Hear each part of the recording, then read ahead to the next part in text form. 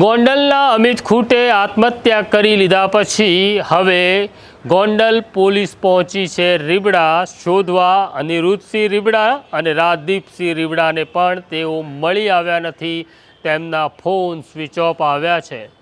આ આત્મહત્યાને લઈને હવે ગોંડલનું રાજકારણ ગરમાયું છે, કારણ કે અમિત ખૂટે આત્મહત્યા કરતા પહેલાં એક ચિઠ્ઠી લખી હતી, જેમાં ઉલ્લેખ હતો કે આ હની ટ્રેપ છે ને મને ફસાવા અનિરુદ્ધસિંહ રીબડા અને રાજદીપસિંહ રીબડાએ આખું નાટક ઊભું કર્યું છે, તેમના ત્રાસથી હું જીવનનો અંત આણું છું।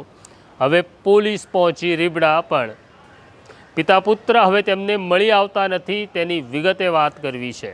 વૈષ્ણવજન તો તેને કહીએ જે પીડ પરાઈ જાનાને રે।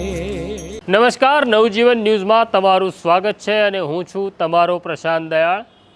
તારીખ 3 મેના રોજ રાજકોટના પોલીસ સ્ટેશનમાં એક સગીર યુવતી ફરિયાદ નોંધાવે છે કે મૂળ રીબડાના વતની અમિત ખૂટે તેની સાથે કારમાં દુષ્કર્મ કર્યું।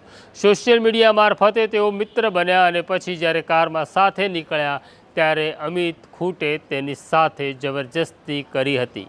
આ મામલે ગુનો નોંધાયો અને મામલો એટલા માટે ગરમાયો કારણ કે અમિત ખૂટ રીબડાનો વતની હોવા છતાં ઠેકેદાર છે જયરાજસિંહ જાડેજાનો।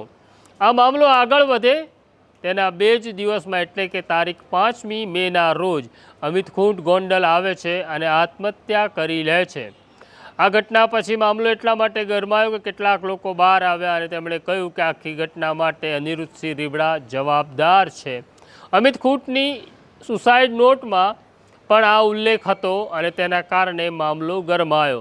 આ ઘટના પછી અનિરુદ્ધસિંહ મીડિયાએ ટેલિવિઝન ચેનલને ઇન્ટરવ્યૂ આપતા કહ્યું કે આ મામલા સાથે પોતાને કોઈ લેવા દેવા નથી, પરંતુ જયરાજસિંહ જાડેજા અમને ફસાવવા માટે આખું તરકટ કરી રહ્યા છે। આમ જયરાજસિંહ અને અનિરુદ્ધસિંહ બંને લાંબા સમય પછી સામસામે આવી ગયા। આ અંગે નોંધાયેલી ફરિયાદ પછી ગોંડલ તાલુકા પોલીસે 2 યુવતીને બોલાવી છે, તેમના નિવેદન નોંધવાના ચાલુ છે। પોલીસ તપાસી રહી છે કે આ 2 યુવતી અને અનિરુદ્ધસિંહ રીબડા વચ્ચે કોઈ સંપર્ક સીધો કે પરોક્ષ રીતે કે પ્રત્યક્ષ રીતે કોઈ સંબંધ હતો કે નહીં, તેની તપાસ ચાલી રહી છે। હજી અમિત ખૂટના પરિવારે મૃતદેહ સ્વીકાર્યો નથી। તેમની માગણી છે કે જ્યાં સુધી અનિરુદ્ધસિંહ રીબડા અને રાજદીપસિંહ રીબડાની ધરપકડ નહીં થાય ત્યાં સુધી અમે અંતિમ સંસ્કાર કરીશું નહીં। એટલે તાલુકા પોલીસ પહોંચી રીબડા, પણ ત્યાં આગળ હવે અનિરુદ્ધસિંહ રીબડા અને રાજદીપસિંહ રીબડા તેમને મળી આવ્યા નથી।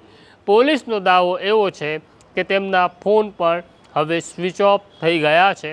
આમ ગોંડલનું રાજકારણ ગરમાયું છે અને લાંબા સમય પછી અનિરુદ્ધસિંહ અને જયરાજસિંહ સામસામે આવી ગયા છે અને આખી સ્થિતિમાં અમિત ખૂટનો મૃતદેહ અંતિમ સંસ્કારની રાહ જોઈ રહ્યો છે।